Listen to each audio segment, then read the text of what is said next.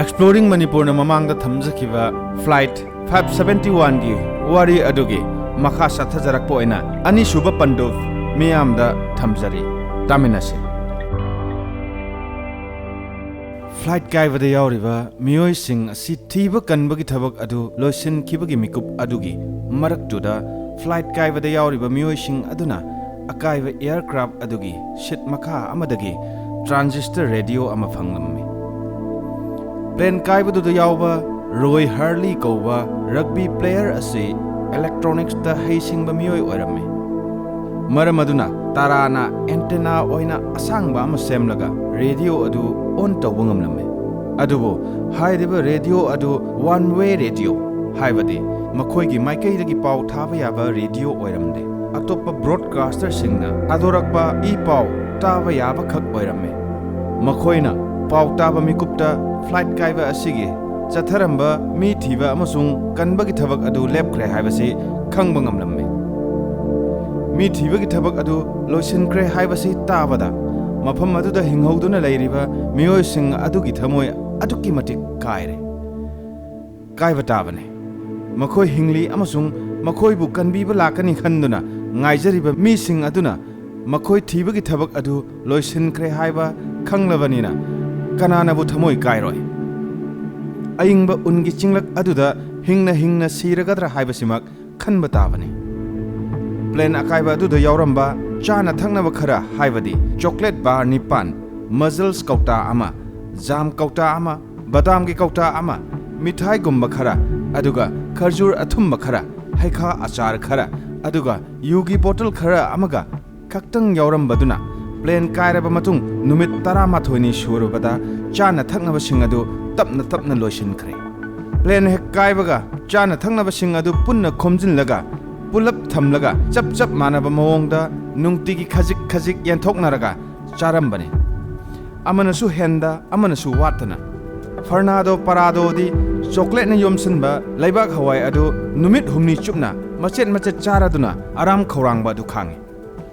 Huzik numit 13 ni suraba asidadi sana thangnaba sing adu punna loisinkhre yanthoknanaba su leitre. Altitude 3,900 wangliba mafam aduda upambi mana masing amata hauba ngamde amasung haude aduga lamlakki sa usek amata su paide leite aduna hatuna chage hairabasu chaba phangde. Numit 13 ni suraba aduda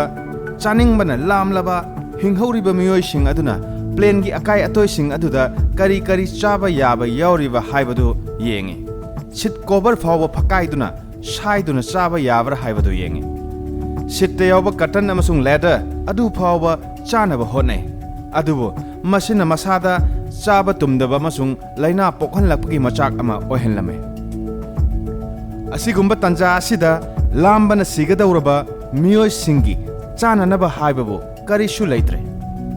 Maramaduna hinghauriba miyoi sing aduna yamnamak tangai fadana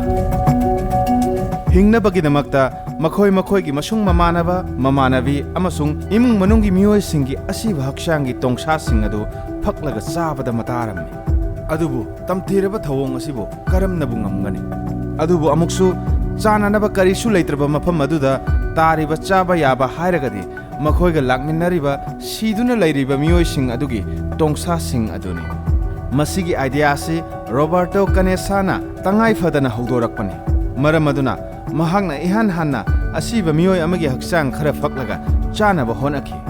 aduga atopa miyoi kharanasu chanaba honai adubo ahanbada chaba ngamkhide. Ngamda numin nini lenlaba matungdadi lambana sigadawraba miyoi sing aduna tangai fadana plane kaibaduda yauriba asiba miyoi bagi haksang adu chabada mataki. Nongdambana karibu tamliba 29 October 1972 haibadi plane kairaba matung numit 13 ni shuba numit aduda chinglak aduda chada thaktabagi pangal sontharaba miyoi sing aduna tumlingaida amuk ahuba makhol amaga loinana un ningkhaiba horakhi aduga ningkhairakpa un sing aduna makhoina tumliba akaiba plane adubo punna chenthaduna kupsin khirame. Awaba amagi mathakta awaba amani. Mikup adumaktada laibak thibadagi miyoi nipal unna kupsinduna sor honba ngamdaduna thawai thakre hauzik lemhoriba ahingba miyoi asi masing 19 khaktamak ngaire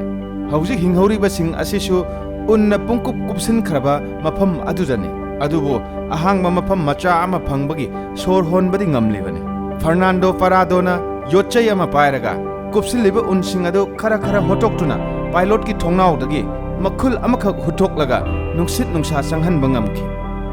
manung aduda numit nini leire adubu pothadana yamna kanna honaraga tunnel gumba makhul ama tawduna unna kupsiliba adugi mathak laimaida thoroknaba honaduna kaina thangda thorakpa ngamle adubu amuksu hek thorakpa mikup aduda ungi nonglai nungsit tawduna leiramki maram aduna mapalda leiba adu kudong charoi khanbadagi makhul aduda amukkasu manungda changlaga aingba marak aduda khangduna numit humni amagasu leire numit humni manungda leiraba matungda makhul adudagi mapal thoraktuna yengbada wedagi mawong adu pharame nungsa thoklamle hinghoriba singbo kanbinaba kanasu laklaroi haibase makhoina khangle matang asida hinghoriba sing aduna hingba pamlabadi makhoina kariguma khara tawba tabani plane kaifam oiriba aingba chinglak asida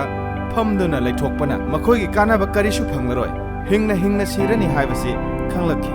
hinghoriba singdagi khara masama u kallibase Fernando Parado Roberto Canessa amasung Byzantine makhoi ahumna makhoi chanaba khara puduna arumba pirol selaga awang masing adu koina sattuna kaduna manakta mi leibra haiduna yengnaba thaurang tawba hauraknami adubu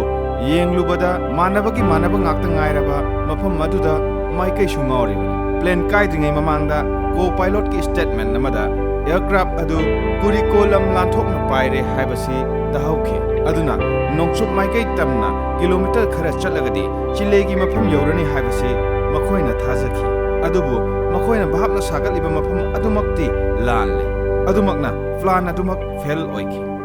tasengna co-pilot masamak plane adu kadaida pairibano haibase khangkhiba natte aduna mahakna haikhiba wafam adu asoiba oiramki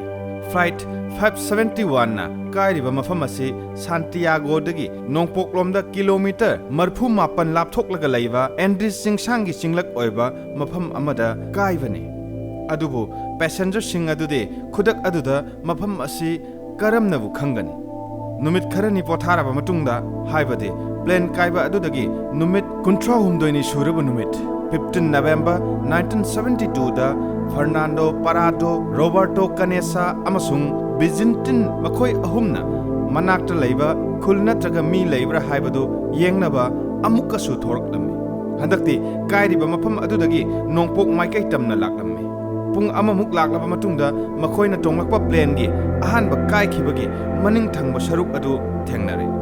prap manaktuda chansinlaga chana thaknaba yawbra haibaduma ahanbada yengle suitcase luggage mayam ama thengnare chocolate meat rum firol lairik amasung hidak langthak khara makhaidi phangba ngamle aduga marak aduda aircraft gi radio communication gi arapa paw faunaba yaba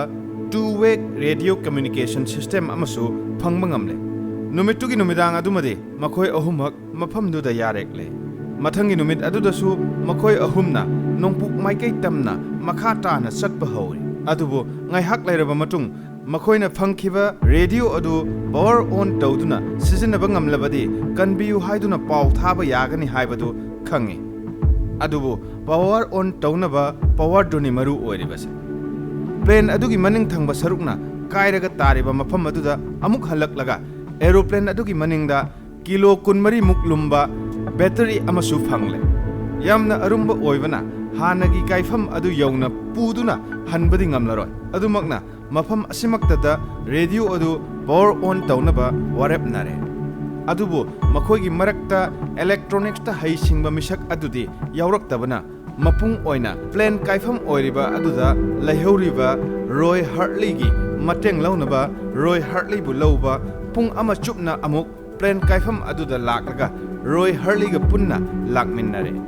adubu laibak thibadi plan asimaksu fail oiki maramde aircraft amagi electrical system ase 115 volt AC oi